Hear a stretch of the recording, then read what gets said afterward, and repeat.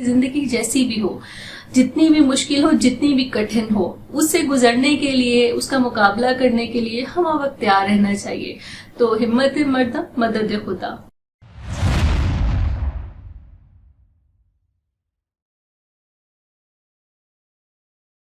यकम मई आलमी यौम मजदूर। आलमी यौम मजदूर के हवाले से जहां बहुत से लोगों को फैज साहब की नज़में और गज़लें और बहुत से अशार याद आते हैं, तो मुझे याद आते हैं तुर्की के मारूफ अदीब यशर कमाल। यशर कमाल का नाम किसी तारुफ का मोहताज नहीं। आप तुर्की के बड़े मारूफ अदीब हैं और बहुत से नॉवेल, बहुत सी किताबें, बहुत सी कहानियां, बहुत सी चीजें उनके क्रेडिट पे हैं, जिनमें बड़ी मारूफ उनके नॉवेल इनसे महमद या इंचे महमद जो बहुत मशहूर हुआ और जो इसका दुनिया की करीबन 62 जबानों में तर्जुमा हुआ। इसी तरह उनका एक और नॉवेल बुए गुल और अनातोलिया कहानी बड़े मारूफ और बड़े मशहूर हैं। यही नहीं, यशर कमाल की बहुत सी तहरीरें, उनकी कहानियां और उनकी बहुत सी चीजें वैसे भी तुर्की में कबूल आम का दर्जा इख्तियार कर चुकी हैं, मारूफ भी हैं, मकबूल भी हैं। और सबसे बड़ी बात ये कि उनकी कहानियों में, उनकी तहरीरों में तुर्की के, कदीम तुर्की के उस आम तबके की अक्कासी मिलती है जो निचला तबका है और जिसका खास तौर पर ताल्लुक धरती के साथ है, जो किसान है, मजदूर है और वहां पर वो जिंदगी गुजार रहा है जो एक पिसे हुए तबके की जिंदगी है। यशर कमाल को इन तमाम चीजों पर क्यों अबूर हासिल रहा, या उनकी वो तहरीरें जो खास तौर पर तुर्की के निचले तबके के साथ ताल्लुक रखती थीं, वो इतनी ज्यादा हकीकत से करीब तर क्यों हुई? तो उसके पीछे हकीकत ये है कि यशर कमाल ने खुद ही जो अपना बचपन गुजारा वो बड़ा तकलीफ दे था। उनके वालिद की वफात बहुत कम उम्र में उनकी हो गई और जब वालिद की वफात हुई तब वो इतने छोटे थे कि स्कूल की फीस और स्कूल के अखराजात बर्दाश्त करना उनके लिए बहुत मुश्किल काम था और मिडिल क्लास के बाद उन्हें स्कूल को खैर बात कहना पड़ा और मकई के खेतों में और चावलों के खेतों में वहां पर उन्होंने खुद काम किया। और जब वो खेत में काम करते थे तो उस दौरान वो खेत की मजदूरी और खेत की मेहनत और वहां पर वो सारी मुशक्कत, उससे वो सब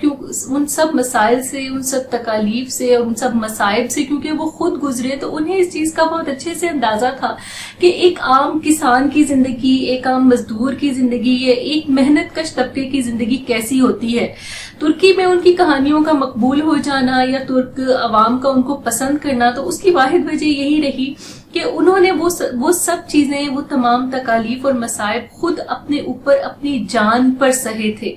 तो उनकी कहानियां राहों के साथी मेरे सामने है या जिस पर हम बात करने जा रहे हैं, और राहों के साथी ये वो कहानियां हैं जिनका तर्जुमा मसूद अख्तर शेख साहब ने किया और ये कहानियां वो कहानियां हैं जो तुर्की के आम अवाम या निचले तबके के अवाम की कहानियां हैं। इस किताब में उनकी 15 कहानियां शामिल हैं और ये 15 कहानियां मुख्तलिफ लोगों की कहानियां हैं या मुख्तलिफ तरह के किरदार इनमें आते हैं, लेकिन हम देखते हैं कि तमाम ही किरदार, जैसे पहले कहानी राहों के साथी और उसके बाद तपती धूप और फिर उसके बाद जैसे जैसे कहानियां चलती जाती हैं, ये बिल्कुल तसलसल से मुख्तलिफ तरह के तबकात की भी अक्कासी करती हैं और मुख्तलिफ तरह के हालात और कैफियत की भी अक्कासी करती हैं। जाती तौर पर मुझे इनमें से कुछ ऐसी कहानियां जो बहुत ज्यादा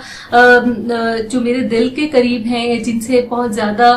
पढ़ के जिन्हें तकलीफ भी होती है, रिक्कत भी तारी होती है और जिन्हें पढ़कर महसूस होता है कि एक आम शख्स की जिंदगी किन तकालीफ से गुजरती है, या वो शख्स जो इस मुआशरे का, क्योंकि बहुत ज्यादा मुताबिकत पाई जाती है उस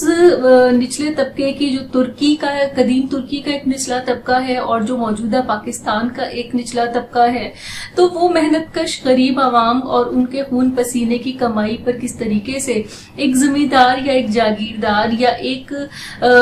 जालिम जो मुक्तदिर तबका है वो हुक्मरानी करता है और जो उनके साथ सलूक करता है, तो उन चीजों में बहुत ज्यादा मुशाबहत है।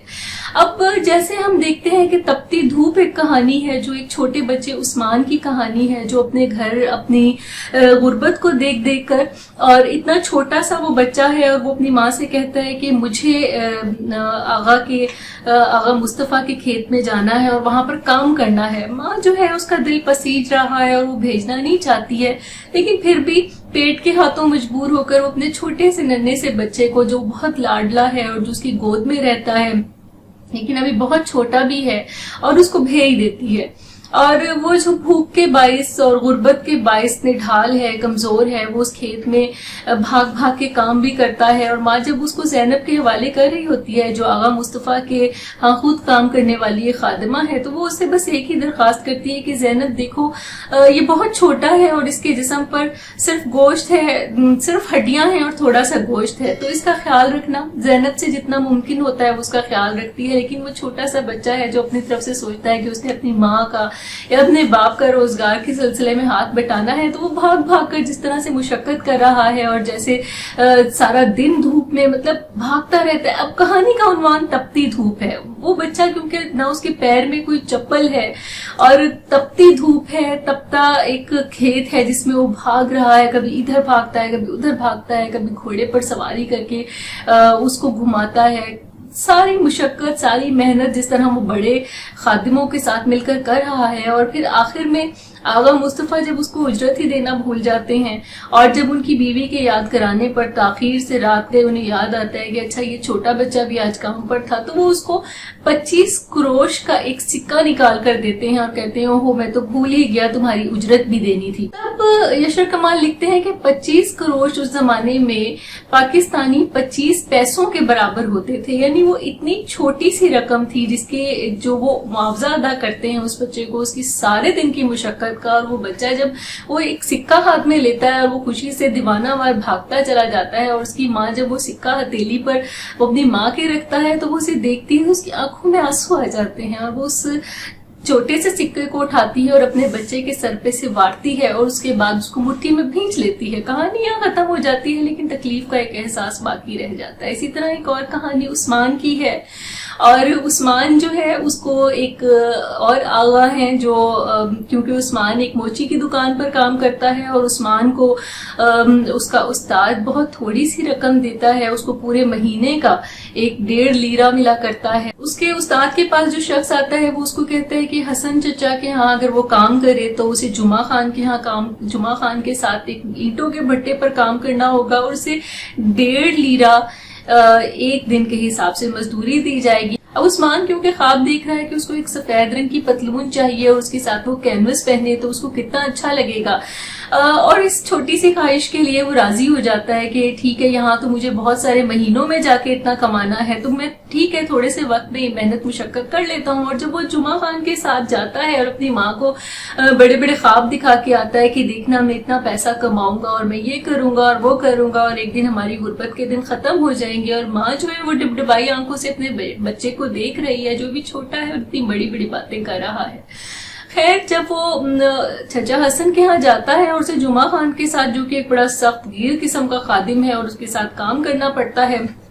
तब उसे पता चलता है कि ईंटों के भट्टे पर काम करना आसान नहीं। यहाँ मुसलसल 3 रात तक उसको जागना है और 3 रात तक उसको वो आग सुलगानी है जिसमें ईंटें पककर तैयार होंगी, और फिर 3 रात तक बार बार जुमा खान उसको कहता है कि तुम थक जाओगे, लेकिन वो क्योंकि उसने अपने आप से वादा किया है कि नहीं मुझे 3 रात तक ये काम करना है, और उसे बार बार भट्टे पर उस पर नजर भी रखनी है कि आग बुझ ना जाए, और थोड़ी थोड़ी देर बाद चूल्हे को जलाना भी है, और क्योंकि सख्त गर्मी है और जैसे ही वो आग जलाता है तो आग का एक बड़ा सा लपका बाहर निकलता है और बड़ा सा झोंका है जो गर्म सख्त हवा का उसमें से निकलता है और उसको झुलसा देता है। वो छोटा सा बच्चा है और इतनी तपिश और इतनी गर्मी और रात भी सारी जाग रहा है और दिन भी कर रहा है, तो 2 दिन उसके बड़ी तकलीफ और अजियत से गुजरते हैं, और जब तीसरा दिन आता है तो आखिरकार वो बेदम होकर गिर जाता है। तो जुमा खान साहब जब सो के उठते हैं तो उसको आवाज लगाते हैं तो कोई जवाब नहीं आता। अब जुमा खान को ये महसूस होता है कि ये बच्चा रात को सो गया है, और जब वो जाके उसे सलावातें सुनाते हुए भट्टे में जाकर देखता है कि शायद आग बुझ गई है और अब लगता है कि ईंटों का कबाड़ा हो चुका होगा, तो आग जल रही होती है। खैर वो जैसे तैसे करके उसको मजीद जलाता है और उसको साथ साथ बुरे अलकाब से भी नवाजता है और बुरा भला भी कहता है। और खैर जब ये मजदूरी का वक्त खत्म हो जाता है और उस बच्चे को कोई मजदूरी नहीं दी जाती और वो वापस अपने उस्ताद जो एक मोची है उसकी दुकान पर आकर बैठ जाता है, और दिल में कुटता रहता है कि उसने इतनी मुशक्कत से वो 3 दिन गुजारे लेकिन उसके बदले उसको कोई उजरत न मिली। तब फिर वही एक शख्स जिसने उसको उस काम के लिए कहा होता है वो दोबारा उस दुकान पर आता है, और तब वो मोची उसको पुकार कर कहता है कि तुमने हमारे उस्मान की उजरत ना दी। اور پھر وہ شخص بڑے غفلت کا مظاہرہ کرتے ہوئے کہتا ہے اچھا اس نے کیا کام کیا ہے, یہ تو وہاں سوتا رہا ہے اور اسی لیے میں نے اس کی مزدوری اٹھا کر جمعہ خان کو دے دی ہے. پھر بھی اگر تم کہتے ہو تو میں تمہاری وجہ سے 1 لیرہ اور 25 قروش میں تمہیں دے دیتا ہوں اور یہ اس سے اس کا گزارا ہو جائے گا. اور اس وقت وہ یہ کہہ کر چلا جاتا ہے, لیکن عثمان رونا شروع کر دیتا ہے, اسے بہت تکلیف ہوتی ہے. اور تبھی جو اس کا آقا ہے جس کے پاس وہ کام کر رہا ہے وہ اسے بلاتا ہے کچھ کاٹتا اور کہتا ہے کہ ٹھیک ہے آج سے میں تمہاری اجرت بڑھا رہا ہوں اور آج سے تمہیں 1.5 لیرہ مہینے کا نہیں ہفتے کا ملا کرے گا, اور ٹھیک ہے تم یہ 5 لیرے کا نوٹ رکھو اور اس سے تم اپنے پتلون بھی لو سفید رنگ کی جس کی تمہیں چاہ ہے اور اپنے وہ کینوس شوز بھی لو, لیکن جو تمہیں یہ اجرت ملی ہے یہ تمہاری اجرت میں رکھ رہا ہوں. اور یہ کہہ کر وہ اس کی اجرت رکھ لیتا ہے اور 5 لیرہ اس کو پکڑا دیتا ہے اور کہتا ہے کہ اب تم میرے 3.5 لیرے کے مقروض ہو جو تمہیں مجھے لوٹانا ہے. کہانی ختم ہو جاتی ہے, لیکن یشر کمال آخر میں لکھتے ہیں کہ تب اس زمانے میں 5 لیرے پر ایک بھیڑیے کی تصویر بنی ہوتی تھی جو بڑی تیزی سے ہوا میں اڑا جا رہا ہوتا تھا. تو خیر بھیڑیے کی اس ظلم کے ساتھ ایک ریزیمبلنس یا مماثلت جو یہاں پر دی جاتی ہے وہ بڑی تکلیف دہ ہے. خیر مزدور طبقے کی اور عام طبقے کی اس طرح اور بھی بہت سی کہانیاں ہیں جو دل کو چھو لیتی ہیں. تاہم ایک اور کہانی ہمت مردہ ہے جس میں ایک ایسے شخص کی کہانی ہے جو شاہان احمد ہے اور جس کو محنت اور مزدوری کے لیے کہیں کوئی جگہ نہیں مل رہی ہے, کوئی روزگار نہیں مل رہا ہے, اور اس کے لیے پھر وہ آخرکار ایک جگہ ڈھونڈتا ہے اور ایک جنگل ہے جس کو وہ صاف کرنا شروع کرتا ہے. اور آہستہ آہستہ کرتے کرتے پہلے ایک درخت پھر دوسرا درخت بڑی محنت سے بڑی مشقت سے اور محکمہ جنگلات کی نظروں سے بچا کے وہ چھوٹا سا زمین کا قطعہ ہے جس کو صاف کر لیتا ہے اور اس کے اوپر پھر فصل بوتا ہے اپنی بیوی کے ساتھ, اور وہ دونوں میاں بیوی مشقت کرتے ہیں اور آخرکار اپنا پیٹ پالنے کے قابل ہو جاتے ہیں. لیکن استعماری طبقہ یا وہ طبقہ جو وہاں کا مقتدر طبقہ ہے, ذمہ دار ہے, جو کسان کو یا محنت کش طبقے کو اوپر نہیں آنے دیتا, اس کو ترقی نہیں کرنے دیتا, تو وہ طبقہ اسی میں آغا عارف کا نام ہے جس کو جیسے ہی پتہ چلتا ہے کہ وہاں پر ایک زمین کا قطعہ ہے جس پر ہل بھی چلایا جا رہا ہے اور جو بڑی اچھی فصل بھی دے رہا ہے, تو وہ فوراً اس پر قبضہ کرنے کے لیے آ جاتا ہے اور اس کے خلاف ایک درخواست دے دیتا ہے. اور کیونکہ قانون طاقتور کی سرپرستی کرتا ہے اور اسی بات کے پیش نظر آغا عارف کو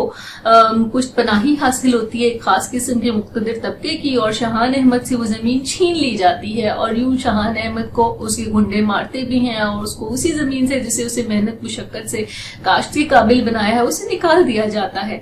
تب یہی شاہان احمد ہے جو بوڑھا ہو چکا ہے اور جو صدمے میں ہے, تکلیف میں ہے, جس کی بیوی بھی بڑی پریشان ہے, غمزدہ ہے, نڈھال ہے. اور پھر ہم یہاں پر دیکھتے ہیں کہ اس میں پھر سے ایک ہمت پیدا ہوتی ہے اور وہ اپنی بیوی کو کہتا ہے کہ اچھا ٹھیک ہے پریشان مت ہو, اب میرے ذہن میں ایک اور جگہ آ رہی ہے, اور چلو اس کو صاف کرتے ہیں. یعنی وہ پھر سے ہمت باندھتے ہیں اور پھر سے ایک قطعے کو صاف کرنے کے لیے چلے جاتے ہیں اور پھر سے اس ظلم یا اس استعماری نظام کو چیلنج کرتے ہیں. تو بہرحال امید کی کرن جو ہے وہ ظاہر ہے یشر کمال کا خاصہ ہے کہ وہ امید کی کرن بھی باقی رہتی ہے. ان کے افسانوں میں ایسے کئی افسانے ہیں جو آپ کو اس کتاب میں ملیں گے یا ان کی کہانیوں میں ملیں گے جو ہمیں زندگی سے ساتھ ساتھ نبرد آزما ہونے کا بھی درس دیں گے اور جو ہمیں بتائیں گے کہ زندگی جیسی بھی ہو, جتنی بھی مشکل ہو, جتنی بھی کٹھن ہو, اس سے گزرنے کے لیے, اس کا مقابلہ کرنے کے لیے ہم وقت تیار رہنا چاہیے. تو ہمت مردہ مدد خدا. بہت شکریہ.